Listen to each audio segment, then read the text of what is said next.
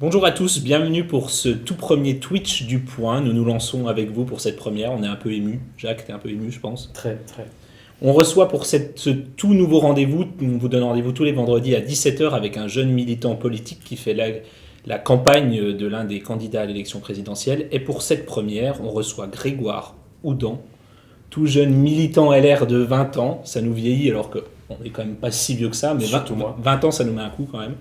Qui fait évidemment la campagne de Valérie Pécresse, une campagne qui connaît quelques difficultés ces derniers temps. Enfin, ça, c'est moi qui le dis. Peut-être que Jacques le confirmera. Et je suis sûr que Grégoire aura beaucoup d'arguments pour nous faire mentir.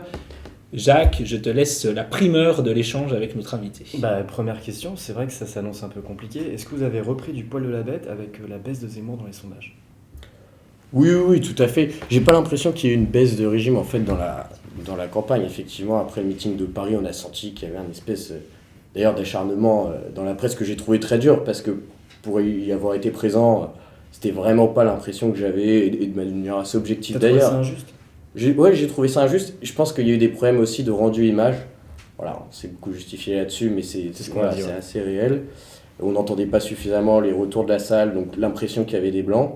Et toi, t'étais sur place en plus. Donc. J'étais sur place, voilà, donc voilà, il y a eu effectivement une baisse de régime un petit peu après, qui s'est traduit dans les sondages, mais là j'ai l'impression que ça remonte un petit peu, et on se rend compte que quand il y a des sujets beaucoup plus majeurs que simplement la qualité oratoire de tel ou tel candidat sur un meeting, quand il y a des sujets vraiment existentiels qui arrivent sur la table, là on sent qu'on remonte dans les sondages, et c'est la preuve aussi qu'il y a de la qualité autour de Valérie Pécresse et en elle-même.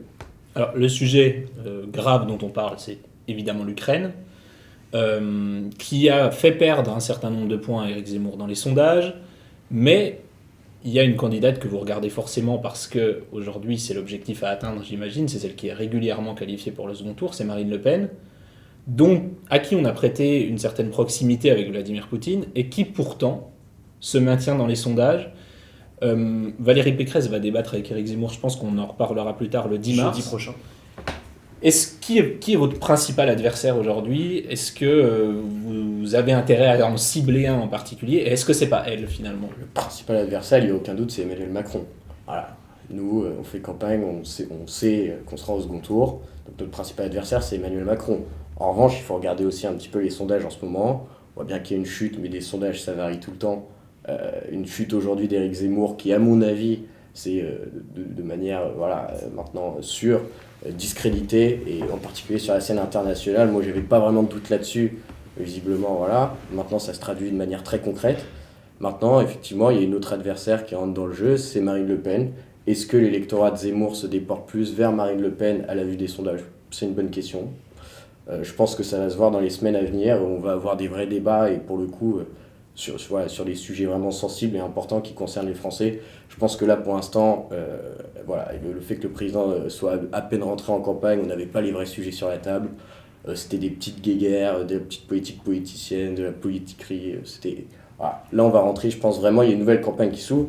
C'est ce que disait tout à l'heure, j'écoutais un petit peu à Chartres, le maire de Chartres, qui ouvrait le meeting de Valérie Pécresse et qui disait justement, on rentre en campagne aujourd'hui, et je pense que c'est ça, donc ça va se voir dans les semaines à venir, je pense, les jours à venir. Duel tant attendu et espéré chez Pécresse. On voulait absolument pouvoir affronter le président de la République. Comme tout le monde, hein. Zemmour pareil, Le Pen pareil. Ouais, mais avec cette petite différence que chez Pécresse, on estime que la crise en Ukraine va réinstaller les candidatures dites crédibles, donc les candidatures de gouvernement. Et Valérie Pécresse, elle se met dans cette case-là. C'est pour ça qu'elle va évidemment affronter Emmanuel Macron. Il n'y aura pas de débat. Est-ce que ça vous pose un problème d'ailleurs dans la campagne, que le fait qu'il n'y ait pas de débat ? Mais évidemment, je trouve que c'est pas normal aujourd'hui. Emmanuel Macron, il est effectivement président, mais il est aussi candidat. C'est un problème démocratique. Oui, c'est un problème démocratique. Si vous voulez, du même fait et au même niveau que les problèmes qui sont liés, et pourtant c'est pas mes candidats, mais aux difficultés qu'ont pu avoir Marine Le Pen, Jean-Luc Mélenchon et Éric Zemmour à avoir des parrainages. Pour moi, c'est du même niveau. C'est un déni de démocratie énorme que le président rentre pas dans l'arène. Et ça aurait été un déni de démocratie énorme de ne pas avoir ces candidats qui étaient crédités, en tout cas à ce moment-là, aux alentours de 13-15%, un peu moins pour Jean-Luc Mélenchon, évidemment, mais de ne pas les avoir justement comme candidats officiels présidentiels. Est-ce que ce ne serait pas une erreur majeure de faire une campagne sur le bilan d'Emmanuel Macron, alors que les gens ont pas vraiment la tête à ça. Ils sont plutôt projetés vers l'avenir et la gestion de la crise. Est-ce que vous ne devriez pas plutôt proposer un projet alternatif, mais pas faire l'inventaire, ce qui était le projet de départ, la stratégie de départ? Mais l'un n'empêche pas l'autre. Emmanuel Macron a été candidat, il a fait plein de promesses. Ouais. On n'a pas eu grand-chose. Je veux dire, vous regardez sur la sécurité, c'est son talon d'Achille. Franchement, sur l'immigration, c'est la même chose. Il faut réinstaurer de l'ordre aux frontières, il faut réinstaurer de l'ordre dans la rue. Et quand on voit qu'il y a, je crois, 32%, une augmentation de 32% des violences sur le quinquennat, quand on voit, et c'est les chiffres du ministère de l'Intérieur, c'est pas les miens, 800 victimes de coups et violences par jour en France, alors qu'on avait eu toutes les belles promesses, sincèrement, et sur le pouvoir d'achat, c'est la même chose. C'est sur ce le que dit pouvoir Marine Le d'achat. Pen, augmentation de la violence. Oui, bah, c'est les chiffres. Donc ils peuvent tous les employer comme ils veulent, c'est ceux du ministère de l'Intérieur. Donc, non, mais je pense qu'après, effectivement, il faut aussi savoir répondre et dire, nous, qu'est-ce qu'on propose concrètement. Voilà. Effectivement, nous, par exemple, les parlementaires républicains ont proposé pendant, à 15 reprises, je crois, le rétablissement des peines planchées. À chaque fois, ça a été refusé par la majorité, donc par Emmanuel Macron et ses députés. C'est un truc qui m'échappe complètement. Je veux dire, quand on regarde les chiffres, on se dit que les peines planchées, ça devrait être rétabli immédiatement. Enfin, Juste pour revenir sur l'absence de débat, est-ce qu'on peut vraiment imaginer un Emmanuel Macron qui, le jeudi soir, va affronter des candidats avec le risque de coups politiques qu'on sait porter parfois bien bas dans ce genre de débat, donc le jeudi soir, et le vendredi matin devoir appeler Vladimir Poutine pour gérer avec lui une crise? Est-ce que ça donnerait pas une image aussi quand même du président de la République qui l'affaiblirait pour négocier dans des... Oui, mais ça serait aussi faire preuve d'humilité que de dire je suis candidat au même niveau que les autres, on est candidat à la même élection et donc je participe au jeu démocratique comme tous les autres. Ça me paraît... L'un n'empêche pas l'autre, évidemment, il a pas les mêmes, il a des responsabilités plus importantes que les autres candidats. En revanche, ils sont candidats à la même élection, donc moi je trouve que ce serait normal qu'il participe au débat. Et c'est normal qu'il y ait des comptes à rendre aussi sur son. Une question de Thibaut qui nous accompagne et qui vous accompagne et qui nous fait remonter vos questions en direct. Oui. On va essayer d'y répondre aussi bien qu'on peut. C'est ça, donc vous pouvez poser vos questions dans le chat du Twitch et on les fait remonter ici à notre invité Grégoire. Et on a une première question de M. Kieki qui nous dit « Est-ce que, vu les derniers sondages, c'est pas un peu prétentieux d'être sûr d'être au second tour face à Macron ?» Alors, on s'attaque à la communication plus qu'à cette manière de communiquer en disant on est sûr d'y aller, on est sûr de gagner. Est-ce que ça marche vraiment ? En fait, je pense qu'on en revient à ce qu'on évoquait en introduction. Moi, je pense que les gens maintenant vont s'intéresser beaucoup plus à la campagne, donc aux sujets majeurs, aux sujets qui les concernent, ceux auxquels finalement le président Macron n'a pas forcément répondu. Là, je pense qu'il y a un sujet qui est très important, évidemment, on en parlait, c'est la guerre en Ukraine. J'ai l'impression quand même qu'autour des Républicains, vous avez derrière toute une équipe très solide, et je pense notamment à Michel Barnier, pour les questions internationales, pour les questions d'Europe, justement, qui aujourd'hui, évidemment, nous concernent, qui ont une expérience, mais je veux dire, hors du commun, et qu'on ne trouve pas dans d'autres équipes. Et ça, je pense que les gens, c'est des choses qu'ils peuvent voir tous les soirs en France. Les Républicains, les centristes, etc., organisent des réunions publiques dans toutes les villes. Alors, je veux bien qu'on m'explique qu'Éric Zemmour, ou Marine Le Pen, ou Jean-Luc Mélenchon font des grands meetings, que pour le coup, c'est des réussites totales, etc. Mais nous, tous les soirs, et dans toutes les petites villes, parfois 30 personnes, parfois 200, on a eu, moi je viens de Seine-Maritime, on a eu Xavier Bertrand, on va avoir Philippe Juvin, et on a eu Michel Barnier au Havre aussi la semaine dernière. À chaque fois, il y a beaucoup de monde. Et je pense qu'on convainc sur le terrain, et les gens se rendent compte aussi de ça. Ils se disent, bon, vous voyez, Michel Barnier, il est venu avec ses cartographies, il expliquait, et là, on sent qu'il y a du bagage, si vous voulez. Et les gens sont rassurés aussi par ces figures-là, et je pense que, oui, je suis serein. Après, ça peut paraître très présomptueux de penser que... D'ailleurs, petite parenthèse de campagne, entre guillemets, j'en profite pour dire que chez les Républicains, on moque beaucoup Zemmour en expliquant ça va être quoi le shadow cabinet d'Éric Zemmour, ou Conseil Défense, ça va être Jacqueline Gouraud. Bon, ça fait un peu rire. Ouais, absolument. Quand vous regardez qui l'entoure, Damien Rieu, franchement...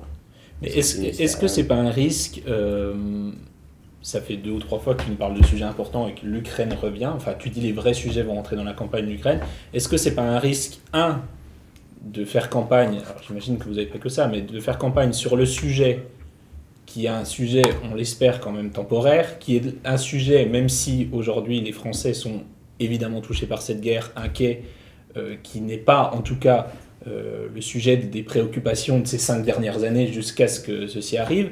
Et troisièmement, un sujet qu'Emmanuel Macron, quand on regarde les sondages, il est plébiscité pour le traiter. Est-ce que vous n'allez pas souffrir de cette comparaison ? Est-ce que vraiment l'angle ukrainien qui permet en effet de vous rendre sérieux par rapport à Éric Zemmour, Marine Le Pen et Jean-Luc Mélenchon, fait que vous n'arrivez pas pour autant à vous mettre à la hauteur d'Emmanuel Macron. Est-ce que c'est une bonne idée vraiment d'attaquer cet angle-là? Oui, je pense, parce que c'est un sujet effectivement, on va dire tendanciel, etc. On en parle en ce moment, mais enfin, pour l'instant, ça continue de durer. Donc voilà, on voit que les combats continuent, etc.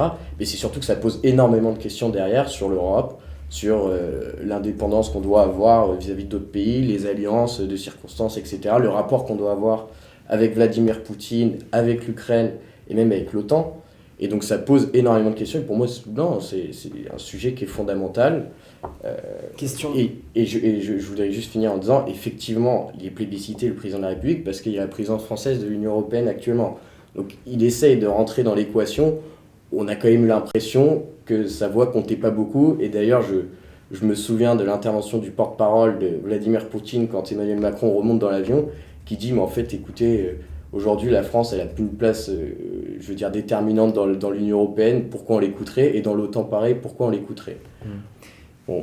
Question, tu nous as parlé de Michel Barnier, qui est un éminent représentant des Républicains sur la scène internationale, ancien commissaire européen. Valérie Pécresse, dans son discours sur la défense, hier, grand discours qui était tenu à Paris, a évoqué la médiation déjà proposée par Éric Zemmour de Nicolas Sarkozy. Elle avait réitéré cette proposition-là, l'a rappelé dans son discours. Toi qui es un jeune militant LR, est-ce que ça te porte? Est-ce que tu te dis que Nicolas Sarkozy, qui est quand même une figure à droite, est-ce que ça te paraît crédible? Est-ce que c'est ajouter un peu de liant à la campagne? Qu'est-ce que tu en penses, toi qui es entré dans la politique, peut-être un peu plus jeune que... Moi, Sarkozy, c'était encore trop tôt, mais... Ouais. Mais évidemment, il y a cette espèce de culte autour de Nicolas Sarkozy qui, évidemment, est une des grandes figures, et est toujours une des grandes figures de la droite, et on le voit d'ailleurs en ce moment que son avis compte encore énormément pour beaucoup de militants. Non, ça, tu le constates tous les jours sur le terrain dans la campagne? Oui, bien sûr. Alors, est-ce que les gens, la consigne de vote de Nicolas Sarkozy va pas forcément être parole d'évangile pour chaque militant, mais évidemment, ça compte. C'est un soutien qu'on attend, évidemment, et qui va beaucoup compter. Pour revenir et qui va venir?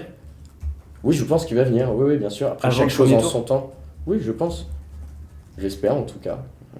Après, est-ce qu'il se positionnera avant le premier tour? C'est une très bonne question. Je sais pas, je suis pas... Ça peut être sur une Arménie. Voilà, exactement. Mais donc, pour revenir au propos initial, oui, je pense que c'est une très bonne chose que Nicolas Sarkozy soit en quelque sorte mandaté pour apprendre de son expérience. Évidemment, va compter, ses conseils vont compter, évidemment. Ça, c'est une bonne chose de pouvoir s'entourer après des présidents qui ne sont pas forcément, d'ailleurs, de la même sensibilité politique. J'ajoute d'ailleurs pour nos spectateurs qu'il a été reçu le 25 février dernier à l'Élysée, alors que Valérie Pécresse n'a été reçue qu'à Matignon en compagnie des autres candidats. Futur aliment? Je pense pas, mais non, je pense pas.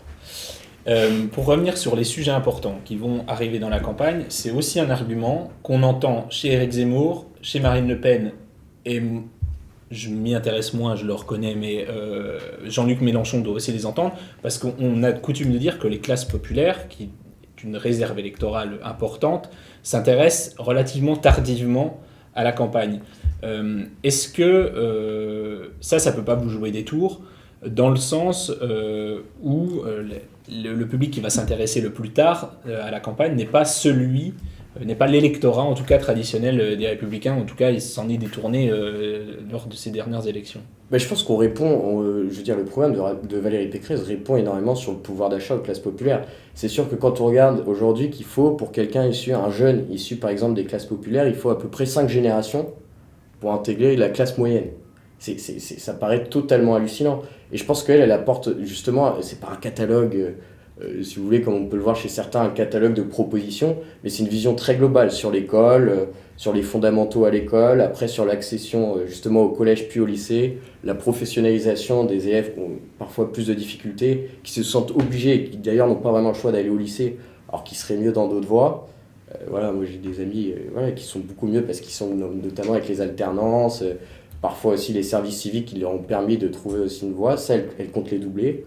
Je pense que c'est une vision très globale, mais qui derrière, en fait, dans l'insertion vers l'emploi, le fait qu'on apporte des réponses très jeunes, je pense que ça répond énormément aux classes populaires, si vous voulez.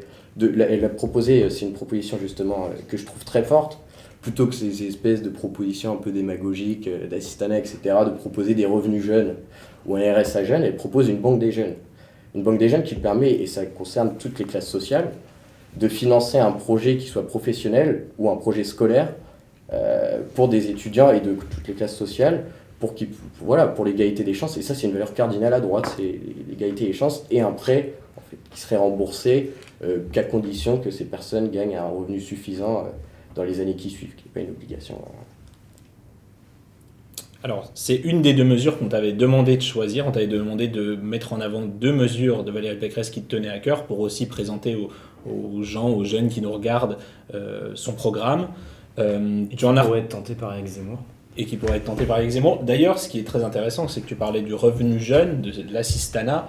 Il y avait un papier dans le Figaro cette semaine qui montrait très bien que c'était le retour du clivage droite-gauche sur cette question, parce que les revenus jeunes sont quasi exclusivement chez les candidats de gauche, et les candidats de droite, si on inclut Marine Le Pen, même si elle souhaite s'y tenir, on peut quand même considérer que c'est une candidate de droite, eux sont totalement défavorable, comme Valérie Pécresse, à un revenu, à une forme de revenu direct de l'assistanat. Donc ça, c'était la première mesure. La deuxième mesure que tu as retenue, c'est sur l'école.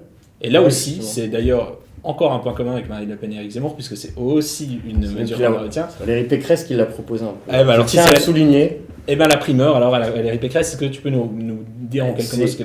À nouveau, on en revient, c'est d'un point de vue très global, on se rend compte, en fait, il y a eu un classement récemment, un classement Teams, on a vu qu'en fait la France était dernier au classement en termes de niveau de mathématiques à l'école, on était dernier du classement européen. Oui, alors ça pose quand même énormément de questions. Alors qu'on fait paradoxalement, oui, et que paradoxalement, on forme aussi. Et ça fait un moment que ça dure, puisque Le Point avait fait des gros dossiers sur la fameuse méthode Singapour, qui a permis à Singapour d'être l'un des meilleurs, voire peut-être le meilleur pays, asiatique. Et puis ce qui est paradoxal, c'est de voir qu'en même temps, on forme aussi les meilleurs. Donc on est dernier du classement européen sur les mathématiques, dans le classement Teams, mais en même temps, on forme les meilleurs. Ça montre qu'il y a un problème d'ascenseur social. C'est que certains réussissent, donc comment ils trouvent ce goût de la réussite. Et en fait, on se rend compte aussi qu'il y a une chute du niveau scolaire en général, mais surtout sur les fondamentaux. Donc ça veut dire le français, remettre 2 heures de français en primaire, 2 heures de mathématiques en primaire. Et voilà, et ça c'est très très important derrière. Et je tiens à le souligner aussi, c'est une proposition qui me paraît très juste. C'est un examen d'entrée en 6e. C'est-à-dire qui permet, non pas de dire bah, toi t'as pas le niveau d'entrée, voilà, tu peux dire au revoir. C'est des stages derrière, de mise à niveau si vous voulez. Et à l'inverse, pour les personnes qui de toute façon sont incapables de remplir le niveau minimum, si vous voulez, de les aider vers une voie de professionnalisation qui soit autre que le cursus scolaire classique qu'on connaît, j'imagine fait. Toi qui es si jeune, Emmanuel l'a rappelé en nous mettant un petit coup de vieux au passage. Faut pas le répéter. On le remercie. On arrête maintenant. Quand elle était au Puy-en-Velay, elle a fait un discours où elle était reçue par Laurent Wauquiez. Elle a fait un discours sur l'éducation et notamment la nation éducative. Et elle a rappelé que l'autorité du professeur, c'était très important. Qu'il devait y avoir un retour de l'autorité à l'école. Est-ce que c'est pas, au fond, décalé par rapport aux enjeux ?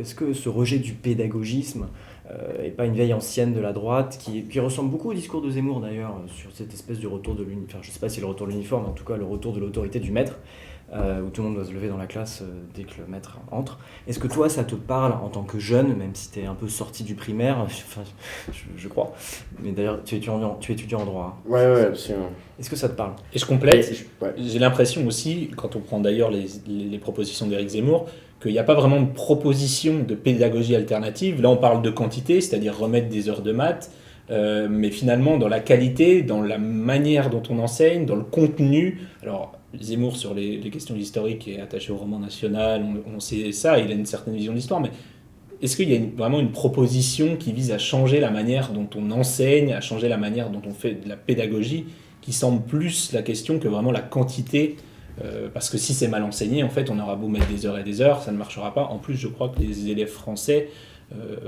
Mohamed Bouafsi le rappelait hier sur France 2, passent beaucoup plus de temps à l'école, pas beaucoup plus de temps, mais ils sont dans une moyenne quand même relativement importante. Il se trouve que je suis très concerné par cette question parce que mes 2 parents sont enseignants en collège. Donc si vous voulez, les sujets à table, évidemment, on en parle énormément. Je pense qu'il y a un problème qui est fondamental, c'est que le professeur, il n'est pas là pour faire l'éducation. Il est là pour faire de l'enseignement, il est là pour transmettre un savoir. Il n'est pas là pour éduquer un jeune. On entend beaucoup, et d'ailleurs parfois des parents d'élèves, ce qui rend un petit peu fou mes parents, c'est d'entendre parfois, et d'ailleurs aussi parfois des cadres politiques, expliquer que l'éducation passe par l'école. Non, l'éducation, elle passe par la famille. Évidemment que l'école doit apporter un complément, mais à l'école, c'est la transmission du savoir. Et du coup, on en revient justement à ces 2 heures de mathématiques, ces 2 heures de français. La qualité de l'enseignement sera évidemment plus élevée si ces professeurs n'ont pas à gérer à côté tout plein de problèmes liés justement au comportement de tel ou tel élève. Et il y a aussi le respect vis-à-vis du professeur. On a vu des vidéos qui nous ont choqués sur les réseaux sociaux pour ceux qui y sont, de profs qui se font agresser, qui prennent des claques. Enfin, attendez, dans quel pays on vit pour qu'il y ait des professeurs qui prennent des claques, des professeurs qui se fassent cracher à la figure, des professeurs qui se fassent insulter et qui finalement aient même peur parfois dans certains quartiers, enfin dans certaines banlieues, d'aller enseigner. Et d'ailleurs, je parle de banlieue, mais ça existe aussi dans les meilleurs établissements. Le respect du professeur, effectivement, c'est un sujet majeur, mais je pense que si on arrivait à faire comprendre aujourd'hui que c'est un problème très global, que le professeur n'est pas là pour l'éducation, mais pour la transmission pure et simple d'un savoir, et donc du coup, dès qu'il y a la moindre agression vis-à-vis d'un professeur, que ces personnes soient jugées très rapidement et qu'il y ait une sanction claire, je pense que ça changerait beaucoup de choses. Ah bah voilà, et la transition. On a un petit point question sur cette histoire de 2 heures de français et de mathématiques en plus. Est-ce que ces heures-là qui sont ajoutées, c'est une question d'Hector Dubosc 53, elles se font au détriment d'autres heures qu'on enlève, ou est-ce que c'est des heures en plus pour les élèves? Alors ça, c'est une très bonne question, parce que justement sur l'aspect très technique de la chose, je ne sais pas exactement. Je crois savoir que c'est plutôt sur les heures de sport qu'il y aurait des propositions, et notamment avec des partenariats avec les clubs, les associations sportives, pour que ce soit pas finalement, les heures de sport ne soient pas sur, si vous voulez, le cursus purement scolaire, mais qu'elles soient extérieures, mais qu'il y ait de réelles propositions. Et là, à nouveau, on en revient, si vous voulez, à un accès au sport qui est parfois plus difficile pour certains. Avec aussi cette question de l'incitation des professeurs à faire des heures supplémentaires, évidemment rémunérées. Ouais. Ça, ça, moi aussi, je peux donner mon avis. Quand Il y a même. une réserve nationale. Valérie Pécresse propose une réserve nationale de professeurs. Si je peux me donner mon avis, ce serait très bien, parce qu'il n'y a rien de pire que 2 heures de sport, entre 1 heure de français et 1 heure de maths, où on va en maths dégoulinant. Si vous êtes d'accord, réagissez. Il n'y avait rien de pire quand même que de faire du sport entre deux matières normales, donc si on pouvait isoler le sport et le... T'as une mauvaise note au bac, non? Le réserver. En sport, non, j'ai fait du saut en hauteur et c'était pas trop mal passé, pourtant j'avais une très mauvaise technique de sauteur, mais je m'étais pas trop mal démerdé. J'ai eu l'acrosport. Ah oui, bah, je l'ai eu aussi, j'ai eu droit aussi. Oui, c'est pas très drôle en plus le PS. Mais ça serait bien du coup de rendre, en fait, c'est vrai que cette expertise finalement aux fédérations. Et puis les 2 heures de maths, après les 2 heures de sport, t'ajoutes à ça le bruit et l'odeur. Exactement. Voilà. Puisqu'on a une Pour ne confidence, pas moi j'ai fait de l'athlétisme. L'héritage chiracien assumé jusqu'au bout, hein, décidément. Oui, d'ailleurs, en parlant héritage, c'est intéressant, mais est-ce que toi, qui es jeune et qui parle à des jeunes, et enfin, on sait que la base de militant LR n'est pas d'un âge, enfin, c'est pas... Si c'est pour me parler de Chirac, malheureusement, non, mais je sais pas connu. Non, mais je sais qu'il y a un côté de vintage, qu'il y a un peu une légende autour de Chirac. En plus, il y a eu beaucoup d'émotions quand il est décédé. Elle se revendique parfois plus chiracienne que sarkozyste. On sait que ça a pu énerver l'ancien président de la République. Toi, qu'est-ce qui te parle dans l'héritage de la droite? C'est plutôt Sarkozy, c'est plutôt Chirac, Moi, je me suis engagé sous François Fillon. Alors, pour la petite anecdote, en plus, qui est assez drôle, c'est que c'était pas vraiment pour prévu. Michel Barnier au Congrès. Absolument. Et je me suis engagé sous François Fillon et c'était pas vraiment prévu parce que en fait, il se trouve que j'étais en stage à ce moment-là, en 3e stage d'observation à Paris, et il tenait un meeting, c'était en 2016, c'était pendant la primaire du coup des Républicains, il tenait un meeting dans les Hauts-de-Seine sur la sécurité. Je vous avoue qu'à cette époque, la politique c'était trop peu pour moi, je m'y intéressais pas trop. Et ce soir-là, il y avait à Paris un match de foot, c'était PSG-Chelsea. Mon parrain me dit ce soir j'ai une surprise, je me dis que je vais aller au stade, je vais aller au Parc des Princes voir le match, et j'ai fini en fait dans le meeting de François Fillon avec un drapeau français, un peu déçu au début, puis finalement non mais j'en suis sorti finalement un peu galvanisé et j'ai envie de m'engager, donc c'était plutôt sous François Fillon, moi c'est plus François Fillon qui était une belle campagne d'ailleurs. Oui, qui était une belle campagne. Et qu'est-ce qu'il y a de filloniste alors vaste question, tu vas me dire, mais qu'est-ce qu'il y a de filloniste est-ce que Zemmour revendique quand même beaucoup l'héritage filloniste. On sait qu'une bonne partie de l'électorat avant que Zemmour arrive était parti chez Le Pen, quasiment un quart. Si on doit écouter Zemmour, il revendique l'héritage du RPR, il a voté Mitterrand et il a chez lui des personnes qui revendiquent aussi l'héritage du RPR et qui étaient à ce moment-là dans un autre parti politique. Qui étaient des républicains d'ailleurs. Il y a beaucoup de républicains, même qui étaient ensuite, qui sont partis. Qui ont genre. Fuite des cerveaux, ça t'a pas. Déjà, je pense que tous ceux qui devaient partir sont partis. Et sincèrement, l'union des droites, j'ai pas eu l'impression de voir une union des droites. On a vu des cadres du Rassemblement national quitter, et souvent pour des raisons d'ailleurs tout à fait personnelles et loin des convictions politiques qu'ils peuvent brandir comme ça comme un totem. Déjà si jeune. LR. Jeune et si cynique. Non, mais enfin, c'est vrai, à part Guillaume Pelletier, qui est parti chez les Républicains? Personne. Personne. Voilà. Et au RN, on a eu Gilbert Collard, on a eu Nicolas B. On a eu Pour le d'autres cadres. coup, il y a une différence de ligne quand même entre les deux. Ah bah oui. Entre les Républicains et le Rassemblement National. Non, entre le Rassemblement National et Eric Zemmour. Ah, Enfin, oui, c'est pas la... De fait, oui, c'est une droite beaucoup plus populaire au Rassemblement National. Et Zemmour, ça...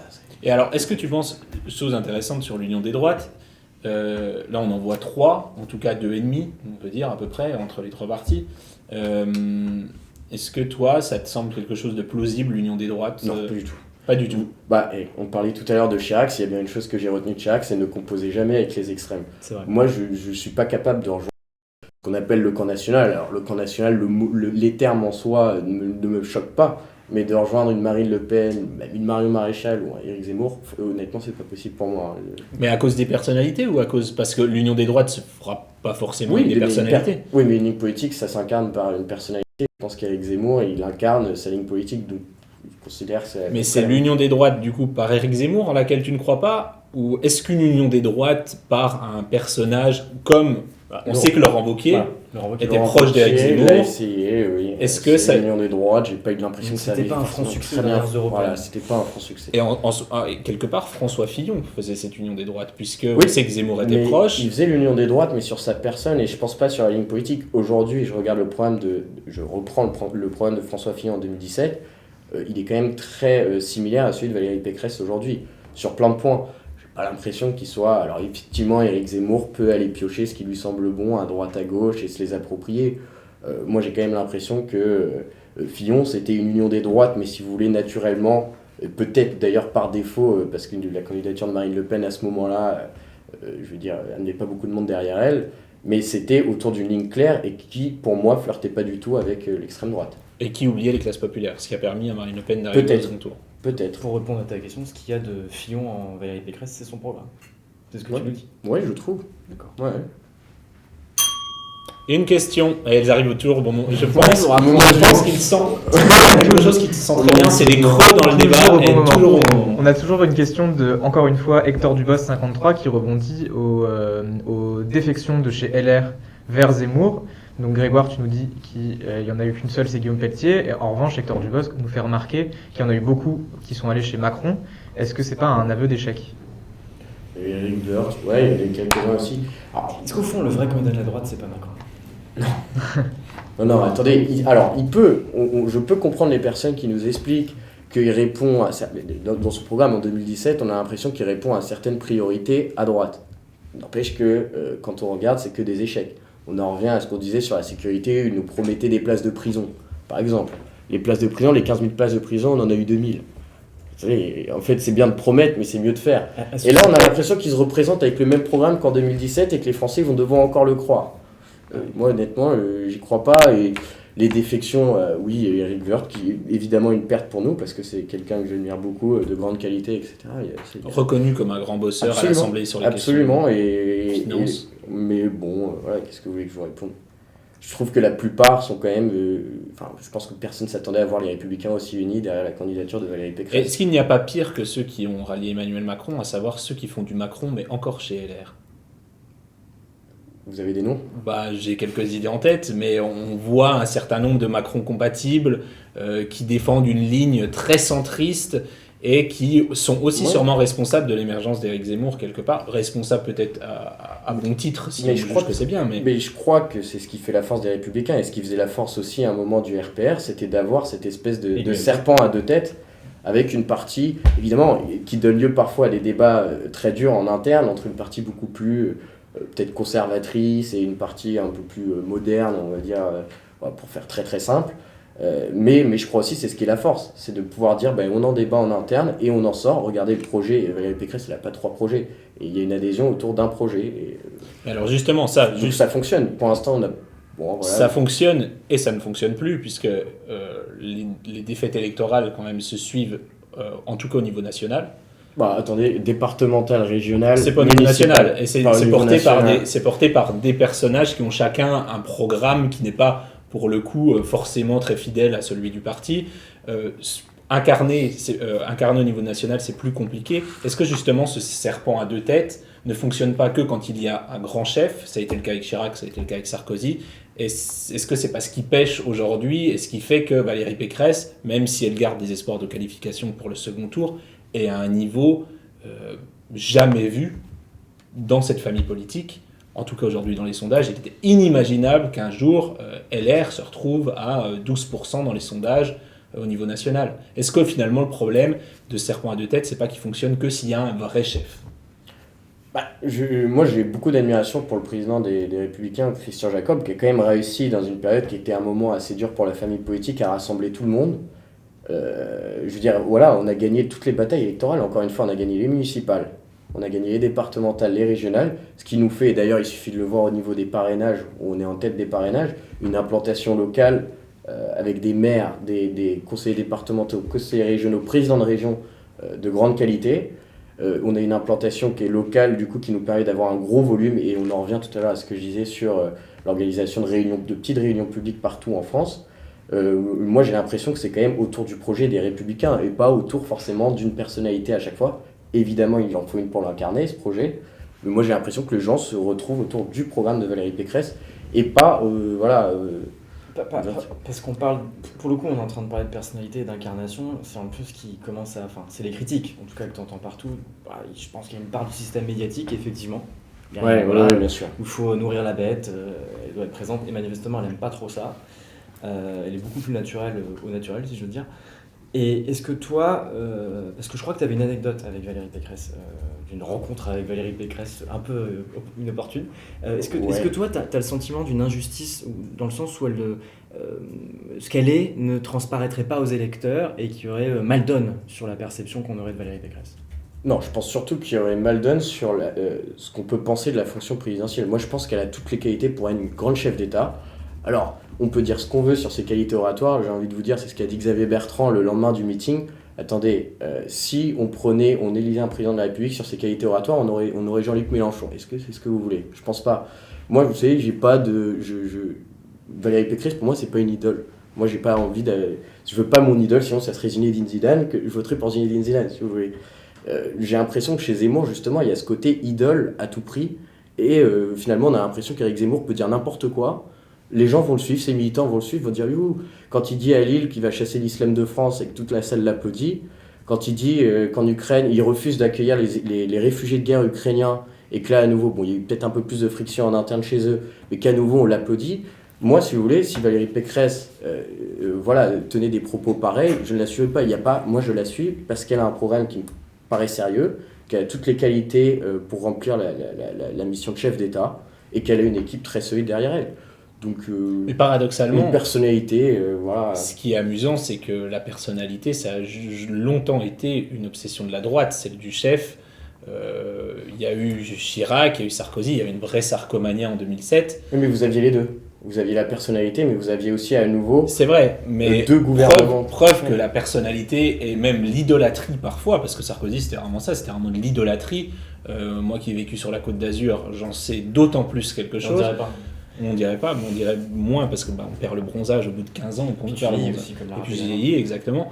Mais il y a une vraie idolâtrie. Est-ce qu'on peut vraiment s'en passer? On tourne un peu en rond, puisque c'est déjà la question que je te posais. Non, mais c'est vrai qu'il y avait une fascination pour Nicolas Sarkozy, mais qui pouvait être liée aussi justement au soutien de poids qu'il avait derrière lui. Si vous voulez, moi ça m'inquiète un petit peu de voir une fascination pour un personnage qui me semble quand même très isolé, qui n'a jamais... je veux dire, qui n'a jamais eu la moindre expérience du pouvoir, qui est parisien. Tu parles d'Éric Zemmour. J'ai évoqué Éric Zemmour, bien sûr. Qui a pas autour de lui, qui n'a pas une équipe qui me paraît sérieuse, très peu d'élus, ou des vieux cadres, mais qui sont un petit peu... on peut les oublier, qui sont là un peu par intérêt électoral. J'en ai marre de le rappeler, mais toi qui es si jeune, est-ce que le fait que ce soit... Il suffit de ne pas commencer ta phrase comme ça, tu ne le rappelles pas, et puis ça, tu peux quand même... Tu sais, j'approche des 30 ans. Oui, je vois ça, ouais. Tu radotes. Le fait que ce soit une femme, je sais que dans nos générations à nous, c'est pas du tout un problème.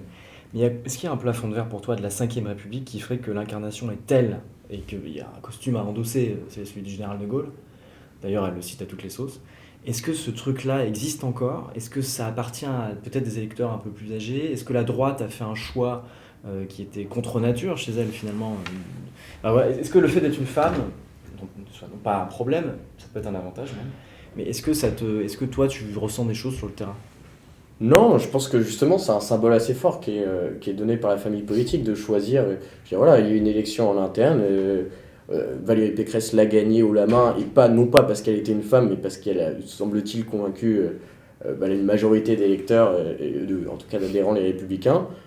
Elle a fait quand même, en sortie de cette élection avec une famille unie, elle a fait un beau décollage, je trouve, dans les sondages.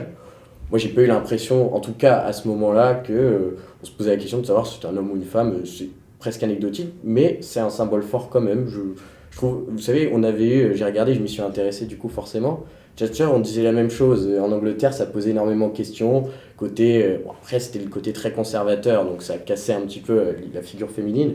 En même temps, Valérie Pécresse est aussi de droite. Oui, mais justement, On a eu Merkel. C'est la question que je te posais, c'est qu'à la fois Merkel et Thatcher, c'est le système parlementaire. Donc c'est le chef du parti qui gagne les élections, qui automatiquement devient Premier ministre si le parti est d'accord.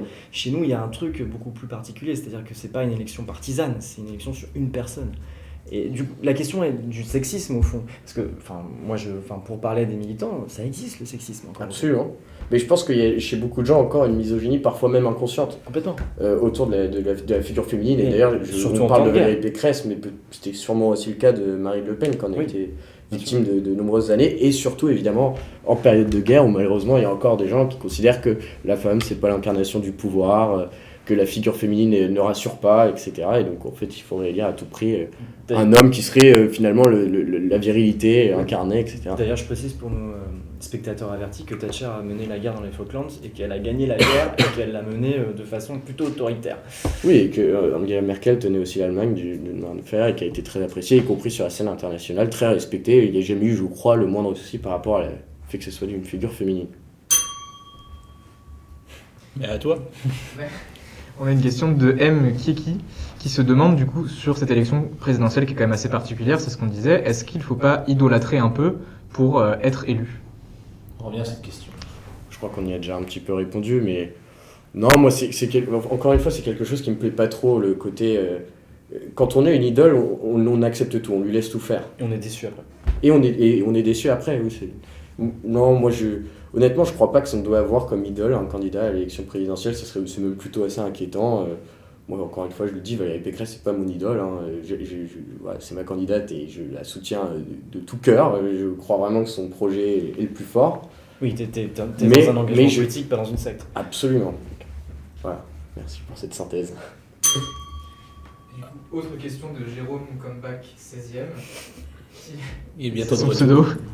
pseudo, qui nous rebondit également sur Zemmour. Effectivement, il y a un côté idole, mais Jérôme Comeback 16e estime que Zemmour a un récit, même si on peut le contester. Quel est le récit de Pécresse, demande-t-il? C'est sûr qu'on a l'impression un petit peu, et d'ailleurs pas que pour Zemmour, mais que les gens autour de lui, c'est du storytelling en permanence. C'est plutôt bien fait d'ailleurs. C'est plutôt bien fait, mais...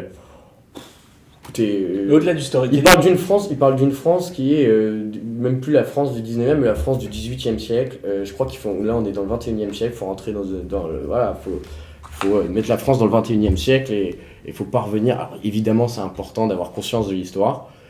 En termes de conscience de l'histoire et d'analyse de l'histoire, je pense qu'il a fait une grave erreur. Donc, si vous voulez l'écouter par rapport à tout ça, sur l'Ukraine, Au-delà du storytelling, est-ce que ce n'est pas le seul candidat qui arrive à proposer et en tout cas à illustrer une vraie vision de la société et non pas des blocs de propositions? Est-ce que quand on regarde un meeting, il y a eu son meeting de Lille où il a longtemps parlé de la France, une heure après Marine Le Pen a essayé de le faire aussi, tous les observateurs se sont mis d'accord, il y avait une vraie différence de réussite. Est-ce que au moins Éric Zemmour, qu'on y adhère ou pas, n'est pas le seul candidat, peut-être avec Jean-Luc Mélenchon aussi, à proposer une société dont on peut voir à quoi elle ressemblerait? Moi, je pense qu'il parle à une minorité d'électeurs, Éric Zemmour, au fond.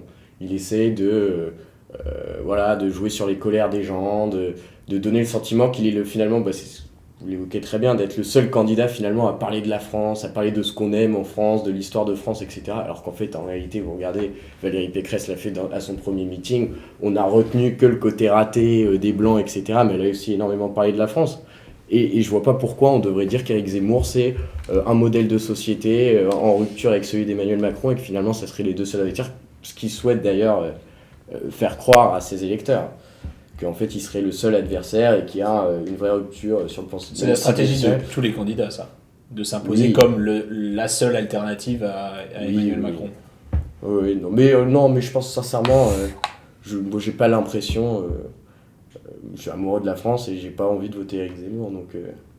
Et je pense comme beaucoup d'autres personnes. D'ailleurs, tu as habilement escamoté ma question sur l'anecdote, mais tu vas y passer, donc nous voulons ton anecdote. Ouais. La fameuse. Même si l'anecdote est un peu... On m'avait demandé de préparer une anecdote, j'en avais malheureusement assez peu, mais je me suis quand même rappelé qu'en 2019, à l'époque où le siège de la région Île-de-France était dans le 7e arrondissement, où je rejoignais des amis pour prendre un verre, puis non. Si jeune. Si jeune. C'est vrai que j'ai même peut-être pas le droit. et je sortais de la station de métro et en fait il se trouve que j'étais en train de regarder justement plusieurs vidéos d'ailleurs, fasciné par la politique, et une de Valérie Pécresse, et je sors de la station de métro et je lève la tête de mon téléphone, je regardais une vidéo de Pécresse et je la vois juste en face de moi, accompagnée d'un de ses collaborateurs, j'imagine. C'était ta première rencontre avec Valérie Pécresse. Donc c'était ma première rencontre et c'est la première fois que je la voyais. C'était avant d'avoir bu. C'était... Oui, non, parce que... C'était avant d'avoir... Oui, parce que des fois on projette, on projette ce qu'on voit. Je regarde pas des vidéos de Valérie Pécresse après avoir bu. Bon, c'est une vraie anecdote de militant. Oui. Là, on reconnaît la patte du militant quand même. Ouais. D'ailleurs, on précise... Je la connaissais très peu. On précise tes fonctions aux Républicains, en tout cas chez les Jeunes LR. T'es responsable des Jeunes Républicains de Seine-Maritime. Exactement, en Normandie. Seine-Maritime. Oui, t'as raison. Je ne vais pas faire de tort à mes collègues. C'est vrai. Calvados, notamment. Alors, il y avait un papier dans l'opinion de Paul Lobaché qui décrivait un peu les difficultés que rencontre Zemmour en interne dans ses équipes de campagne dont tu nous parlais un petit peu tout à l'heure, notamment en raison de ses prises de position sur l'Ukraine. Et ce papier se terminait par le débat qui va avoir lieu le 10 mars entre Éric Zemmour et Valérie Pécresse, ou plutôt entre Valérie Pécresse et Éric Zemmour, parce que je crois que c'est le personnage principal du débat, puisqu'il y avait des pourparlers pour qu'elle soit contre Le Pen, et que finalement Zemmour a été retenu. Donc j'imagine que c'était elle la personne centrale de ce débat, c'est pour ça que je le dis dans ce sens-là. Si vous voulez juste la coulisse de ce truc-là, c'est qu'en fait... elle l'a choisi. En fait, il y avait une émission qui était prévue avec Marine Le Pen, Élysée 2022, qui est Rituel, c'est une émission politique sur le service public qui a lieu hier soir, qui a eu notamment hier soir, qui a été reportée à cause de l'invasion de l'Ukraine, et qui avait pour invité principal Marine Le Pen, et en fait, il y a plusieurs intervenants. En fait, l'émission est construite autour du ou de la candidate, et en l'occurrence il y a des contradicteurs qui viennent régulièrement. Là c'était Enrico Letta qui était excellent, qui était très très bon effectivement. Là, c'est un joli scud sur OSS 117 en lui disant qu'elle proposait... Bon, pour ceux qui aiment la politique, d'ailleurs vous êtes là pour ça, en fait le débat, le contradicteur ne vient que 20 minutes à 30 minutes apporter la contradiction à l'invité principal qui est le ou la candidate. Et en l'occurrence Valérie Pécresse, dans le QG de Valérie Pécresse, m'a expliqué qu'il était hors de question qu'elle vienne tenir le crachoir pendant 20 minutes pour repartir comme une sous-fifre. C'est les termes employés. Et qu'en fait, ils avaient sur le principe accepté un débat, et qu'en l'occurrence, le débat avec Éric Zemmour aura lieu comme le débat qui avait lieu entre Mélenchon et Zemmour. C'était sur BFM TV à l'époque, là ça aura lieu sur TF1, mais c'est un vrai débat installé où chacun était à égalité. Et c'est pour ça qu'ils ont refusé la prestation avec Marine Le Pen, ou de s'affronter avec Marine Le Pen. Mais les Le Penistes en ont profité. Le Pen, c'était aussi en pourparlers sur TF1. Tout à fait. Et le Rassemblement national en a profité pour dire que de Valérie Pécresse, qu'elle était un tout petit peu lâche. Pour revenir sur ce débat, Paul Lobaché dans l'opinion chute du coup en disant que ce débat, parce que son papier est sur Zemmour, est la dernière chance de rebond d'Éric Zemmour. Est-ce que ça n'est pas aussi la dernière chance de rebond de Valérie Pécresse? Et que donne un débat entre deux candidats pour qui c'est la dernière chance? Est-ce qu'on se neutralise? Est-ce qu'il y a risque d'explosion? Est-ce qu'il y a plus de tension? Comment vous le voyez, vous, chez les jeunes militants? C'est une excellente question. Je vous rassure tout de suite, il n'y aura pas d'accord tacite sur une neutralisation entre les deux candidats. On soupçonne. Vous en doutiez un difficile d'imaginer Éric Zemmour faire ça, et puis Valérie Pécresse, j'imagine non. Comment lui taper dessus? Oui. Vladimir Zemmour. Ouais. Alors, en fait, ça va être intéressant parce que je pense, en toute lucidité, qu'il y a une partie de l'électorat d'Éric Zemmour qui est en train de se rendre compte que le candidat est en perdition totale, voilà, hein, qui s'est raté sur beaucoup de sujets, et qui sont capables de revenir, qui vont avoir un choix à faire finalement entre Marine Le Pen et Valérie Pécresse. Donc je pense qu'ils vont l'écouter. Et là, elle a tout intérêt aussi à leur parler peut-être. Je pense aussi que vous avez raison, que c'est un exercice qui va être déterminant parce qu'elle aussi peut y perdre, si vous voulez. Je le redis une nouvelle fois, mais elle est très bien entourée, elle profite de son implantation locale, d'une campagne qui franchement tourne très très bien. Moi je le vois tous les week-ends en Seine-Maritime, on est d'ailleurs les seuls sur les marchés, avec quelques socialistes mais qui traquent déjà pour les élections législatives qui ont abandonné. Pas de humoristes sur le terrain. On en a eu une fois, on les a jamais vus. Ils sont peu nombreux, c'est plus le collage à la sauvage que la rencontre avec les gens, le contact avec les gens. Mais donc pour revenir à la question, oui, c'est sûr, ça va être un débat déterminant, ça va être une guerre aussi sur les réseaux sociaux, parce qu'ils ont une vraie force de frappe sur les réseaux sociaux. Je pense que la politique, elle se fait aussi en dehors des réseaux sociaux, et je pense que les gens vont énormément regarder ce débat, et que ça va être la possibilité pour chacun de confronter leurs désaccords, et de montrer pour Valérie Pécresse qu'elle a un problème beaucoup plus solide que Éric Zemmour. Est-ce que c'est un débat duquel les positions peuvent sortir figées aussi, parce que peut-être que les désaccords sont tellement grands que chacun va rester sur sa ligne et, est-ce que vous pensez vraiment pouvoir récupérer une partie des électeurs républicains qui sont partis C'est vrai la tentation chez vous. C'est vrai qu'on aimerait voir, et on en revient à notre propos introductif, on aimerait voir Emmanuel Macron dans l'arène, parce qu'en fait, si vous voulez, un débat avec Éric Zemmour, on a l'impression en quelque sorte que ça se fait peut-être à distance, mais que ça fait 3 mois qu'on est dans des débats avec Éric Zemmour, avec Marine Le Pen. Je pense même que les Français ont commencé à voir les points de désaccord, les points de rupture entre ces 3 candidats, les prises de position de chacun sur tel ou tel sujet, se rendre compte aussi des différences. Je pense que maintenant, c'est avec Emmanuel Macron qu'il faudrait débattre. Donc oui, c'est pas impossible aussi qu'on en sorte un petit peu figé, et que les gens d'ailleurs se désintéressent même un petit peu de ce débat qui peut être stérile finalement. Dis-nous ce que t'en penses, mais moi mon analyse c'est que ça va être une confrontation de style. Hostile De style. De style, pardon. Confrontation de style, oui, tout à fait. Moi, je pense qu'elle a tout intérêt d'être la Valérie Pécresse méthodique, qui montre ce qu'elle a fait quand elle était au gouvernement, ministre pour les universités, ce qu'elle a fait en région Île-de-France, et montrer, à la différence d'Éric Zemmour, qu'elle a une vraie expérience du pouvoir. Et puis voilà. D'ailleurs, pour ceux qui aiment l'histoire politique, détail intéressant, quand il y a eu le débat Ségolène-Sarkozy. C'était à la même période ? Non ? Non, en fait, à l'époque, les équipes de campagne de Sarkozy avaient expliqué, comme il était un petit peu nerveux, ou connu pour être un peu nerveux et enthousiaste, en fait, il y avait un problème d'être face à une figure féminine. Parce qu'il voulait absolument pas être accusé de sexisme, de misogynie, de lui couper la parole. Donc il y a eu un grand débat interne à la campagne Sarkozy, notamment avec Emmanuel Mignon à l'époque, qui était sa conseillère, et ils avaient décidé de la jouer très en retrait.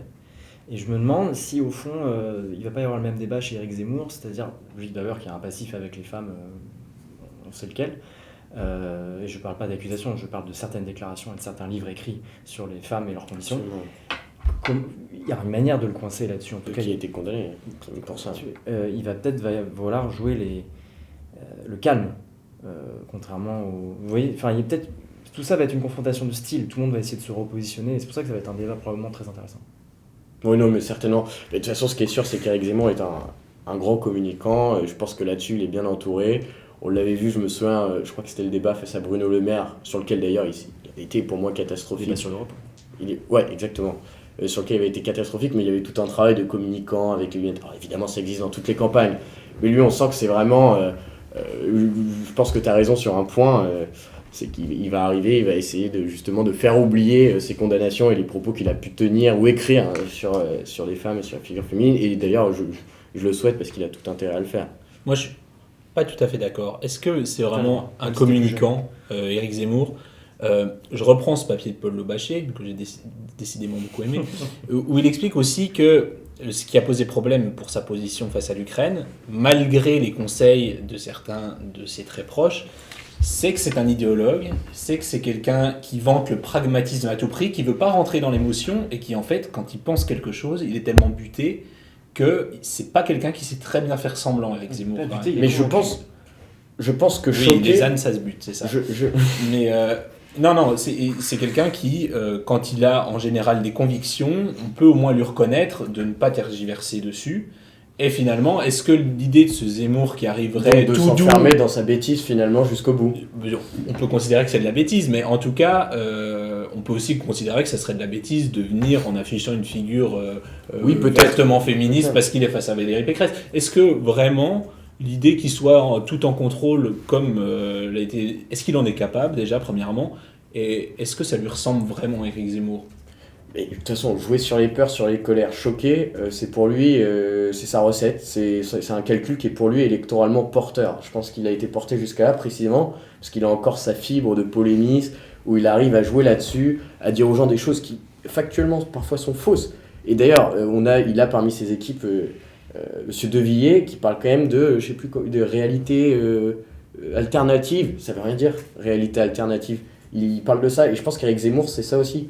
Il veut choquer, c'est sa marque de fabrique, et donc peut-être que tu as raison aussi, il arrivera à nouveau en disant bah, moi, vous voyez, je ne tergiverse pas, même si je pense qu'il est suffisamment intelligent, et je le souhaite d'ailleurs, pour se rendre compte qu'il a fait une erreur fondamentale sur son analyse de la guerre en Ukraine, du potentiel guerre en Ukraine et les rapports avec les Russes. Mais je pense que peut-être qu'il est capable de s'embourber dedans et de continuer à maintenir. Question. C'est un débat en interne d'ailleurs chez eux, il semblerait. Hein. Ah bah, question interne, où est passé Éric Ciotti? Éric Ciotti, il continue la campagne. On le voit Il moins. était en réunion publique avant-hier. D'accord. Il y a toujours. Les Ouais, quatre il y a aucun souci. mousquetaires. Les 4 mousquetaires sont. Il était là tout à l'heure aussi à Chartres. Je sais pas si D'accord. vous y étiez, je crois. J'y étais, je l'ai pas vu, parce qu'il est plus petit que Michel Barnier, donc j'ai vu Je vous Michel confirme, Barnier, mais je j'ai vous pas vu. confirme qu'il y était. j'ai vu. Ah, je croyais que tu allais nous confirmer qu'il était plus petit que Michel Barnier. On t'aurait Non, dit c'est de bon. toute façon, même sans confirmation, je crois qu'on l'avait tous observé. Non, mais c'est une vraie question sur la ligne de campagne, en fait. C'est parce que si vous arrivez au second tour, admettons, il va falloir porter la contradiction à Emmanuel Macron. Est-ce que cette ligne un peu plus droitière qui a été prise à la fois pour gagner le Congrès et à la fois pour mener campagne face à Éric Zemmour va tenir face à un second tour? Est-ce qu'elle sera plus crédible dans ce rôle-là? Moi, je pense que oui. Ah, c'est une très bonne question. En tout cas, ce qui est sûr, c'est que pour revenir sur le congrès, voilà, c'était réservé aux militants, donc 150 000 adhérents à jour, je crois peut-être un peu moins 140 000. Les militants sont quand même très à droite. Plus d'ailleurs, c'est souvent le reproche qu'ils font à leurs élus, aux cadres qui ont tendance parfois à être un peu plus au centre. Ce qui a propulsé d'ailleurs Éric Ciotti, on s'y attendait pas du tout. Moi j'accompagnais justement Michel Barnier le soir du premier débat qui les a opposés, c'était sur LCI. Ouais, je crois que c'était LCI. Voilà, on ne s'attendait pas à voir Éric Ciotti aussi bon, enfin aussi bon si peut-être, mais aussi repris, aussi suivi et aussi apprécié, si vous voulez, des militants. On a senti tout de suite effectivement qu'il y avait une demande très forte d'imposer une ligne un petit peu à droite. Moi je pense que dans la campagne, s'il est resté, c'est pas pour rien, c'est pas anecdotique, c'est qu'il se retrouve aussi dans le programme de Valérie Pécresse. Elle lui a laissé le choix, il a décidé d'y adhérer, de le suivre. J'ai pas l'impression que ses soutiens, les Ciotti, soient beaucoup partis ailleurs d'ailleurs. Donc moi je trouve que c'est un non-sujet, je trouve qu'il y a pas de... On a beaucoup, d'ailleurs je trouve qu'on en parle beaucoup moins, ça a fait écrire beaucoup de papiers à un moment, Ciotti, Pécresse. Aujourd'hui je trouve qu'on n'en parle plus parce que les positions sont très claires. Éric Ciotti est suffisamment clair et d'ailleurs sur le fait de ne surtout pas voter Zemmour ou Le Pen et bien de voter Valérie Pécresse. Je trouve qu'il y a pas de... c'est un non-sujet. Parce qu'il y a un autre personnage qui est très populaire chez LR, c'est Laurent Wauquiez. Tout à fait, qui était là aussi tout à l'heure, qui a pris la parole. Et qui a été très applaudi. Très applaudi, oui, bien sûr. Peut-être plus applaudi que les autres. Il a une popularité, il a été président du parti, il a une popularité Ouais, qu'il a gardée. Et tu parlais de récit tout à l'heure, Emmanuel, mais le seul qui a fait un discours où il a fait des références historiques, notamment Louis XI, moi je ne savais pas qu'il y avait eu Le méconnu. Louis XI le méconnu. Exactement. Comme Il y a eu un surnomme. Louis XI. Oui. Et il y a eu un Louis XI qui était surnommé Louis XI le méconnu, donc c'est normal qu'on ne le connaisse pas. Voilà, on a appris à le connaître, en tout cas aujourd'hui. Grâce à Laurent Wauquiez. Grâce à Laurent Wauquiez, mais qui a eu l'air de comprendre que la droite avait besoin justement d'un récit, d'incarnation et de perspective. Et il a été applaudi, vraiment à l'applaudimètre, il les écrasait tous, je le dis, j'y étais. C'est une autre figure importante, c'est comment est-ce qu'on compose avec Laurent Wauquiez. Ça a déjà été réglé, la question a été réglée, il s'est déclaré, il fait campagne. Absolument. Mais c'est vrai que tous ces personnages qui représentaient quelque part une identité à droite, on a l'impression qu'ils ne sont pas très à l'aise dans la campagne de Valérie Pécresse. Oui, mais après, à chaque homme politique et à chaque femme politique, sa Son personnalité, son identité. Laurent Wauquiez, évidemment, a la sienne. Il a fait un discours qui me paraît, je veux dire, voilà, en totale adéquation avec la personne qu'il est, qu'il a toujours été d'ailleurs au sein de la famille politique, qu'il n'a jamais quitté, dont il a été le président. Je trouve que c'est normal. À l'applaudimètre, ça ne me surprend pas vraiment parce qu'il a gardé une popularité très forte. Je veux dire, voilà, les gens l'apprécient beaucoup. Je n'ai jamais entendu de mal de Laurent Wauquiez en interne. Et ça faisait aussi peut-être un moment qu'on ne l'avait pas retrouvé autour de ces... Et d'ailleurs, je trouve que c'est un signe assez fort aussi de le voir à Chartres aujourd'hui, pour montrer voilà, qu'il y a le rassemblement, et donc ça ne me surprend pas vraiment qu'à l'applaudimètre, comme ça a pu être le cas pour Éric Ciotti, ou pour Xavier Bertrand aussi d'ailleurs au meeting à Paris. Toujours un point. Alors, un point. Tout vient à On point. dit qu'on ne m'entend pas, si on m'entend. On a une question de Nouns qui se demande d'ailleurs si Laurent Wauquiez n'aurait pas fait un meilleur candidat que Valérie Pécresse. Alors ça, c'est la grande musique à droite, c'est de dire Laurent Wauquiez a raté le coche, s'il s'était présenté à la primaire, il aurait tout raflé, Éric Zemmour n'y serait pas allé, et il avait la voie grande ouverte, en oubliant qu'en 2009, il s'est quand même fait un peu... sa ligne a été désavouée aux européennes. Voilà, je sais pas trop quoi en penser, on peut dire tout et n'importe quoi. Regardez, on avait aussi expliqué que Xavier Bertrand n'avait pas intérêt à se présenter au Congrès, qu'en fait c'était le candidat légitime, qu'il allait... voilà, que c'était le seul, mais on le donnait à combien? On le donnait à 15, qu'elle allait tuer le match, voilà exactement. Finalement, il a participé au jeu. Écoutez, Laurent Wauquiez, ça aurait peut-être été la même chose, il aurait peut-être participé au jeu, il aurait peut-être perdu. C'est impossible, on va pas refaire l'histoire. Ils sont tous autour de la même candidate, donc je trouve qu'il y a pas... C'est pareil, c'est un non-sujet. D'accord. On a déjà été très bavard, mais j'aimerais juste, avant qu'on se quitte, tout dernier sujet, parce qu'on n'a quasi pas parlé de la gauche quand même, et il y a quelqu'un qui fait pour l'instant office de cinquième homme, mais qui pourrait tout rafler, notamment, c'est en tout cas lui la petite musique qu'il essaye d'installer en disant en 2017, il y a 5 ans, j'étais largué dans les sondages à un mois d'élection et j'ai fait un bond de 6 ou 7 points au dernier moment. Aujourd'hui, est-ce que Jean-Luc Mélenchon, puisque c'est de lui dont on parle, peut réaliser la même chose en profitant de cette espèce de marquage à droite entre les 3 candidats, Marine Le Pen, Valérie Pécresse et Éric Zemmour? Est-ce qu'il peut bondir et coiffer tout le monde au poteau pour accéder au second tour? Est-ce que vous le craignez? Et comment on s'organise face à ça? Non, je le crains pas. Sinon, Il faut dire, mais c'est vrai qu'il faut dire qu'à chaque fois, tous les 5 ans, on dit qu'il est lâché et en fait il fait un score meilleur. Peut-être que ça va à nouveau se produire. En revanche, je pense qu'il a perdu énormément, toute crédibilité. Aujourd'hui, qu'est-ce que c'est la France insoumise? C'est le clientélisme, c'est l'islam politique. Et d'ailleurs, c'est marrant parce que ça fait émerger une autre figure, qui est Roussel, qui a finalement mis en arrière-boutique tous ces espèces de woke, etc., l'islam politique, etc., et qui au contraire a une espèce de vitrine qui pourrait presque ressembler à une vitrine de droite, c'est-à-dire il dit en meeting qu'il aime la culture française, qu'il aime la gastronomie française, etc. Pour moi, rien que là-dessus, Jean-Luc Mélenchon a perdu toute légitimité. Je pense même que chez les socialistes qui vont être obligés par la défection de Taubira, je pense sincèrement au manque d'émulation et d'engouement autour d'Anne Hidalgo. Mais évidemment, c'est le Parti Socialiste qui a torpillé Taubira. Oui, pardon. Non, mais t'as raison. Non, mais tout à fait. C'est vrai Il qu'on faut dire. l'associe au Parti Socialiste, en tout cas. Oui, on a tendance à l'associer à tort, mais en tout cas. Parce qu'elle a été ministre d'un gouvernement socialiste. Et qu'elle en demandait, je crois, quand même, l'investiture. Non? Le soutien, en tout cas, elle demandait à tout le monde de se ranger derrière elle après la primaire populaire. Il y avait un fauteuil pour deux. Et en fait, vous voyez, c'est intéressant quand même de voir. On a beaucoup parlé de la droite, des petites querelles qu'il pouvait y avoir en interne. Alors que, franchement, je vous invite à venir au QG de campagne, voir comment ça se passe, etc. Ça se passe très bien entre les cadres. Il n'y a pas eu de défection. Regardez, la gauche a essayé de faire une primaire sur le modèle des Républicains. Ça n'a pas fonctionné. Nous, on en est sortis encore plus unis. Eux, c'est la désunion totale. C'est une multiplication des candidatures, impossible de se mettre d'accord. On fait l'union, mais derrière moi. Et peut-être que Jean-Luc Mélenchon va réussir à rafler finalement toutes ces candidatures qui ont été des échecs.